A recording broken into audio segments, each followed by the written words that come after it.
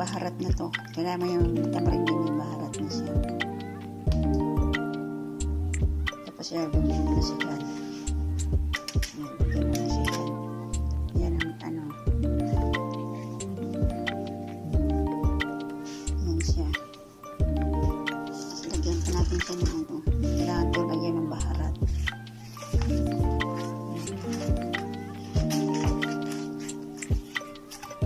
Tapos lagyan ng asin to. Madami asin. Tapos baharat.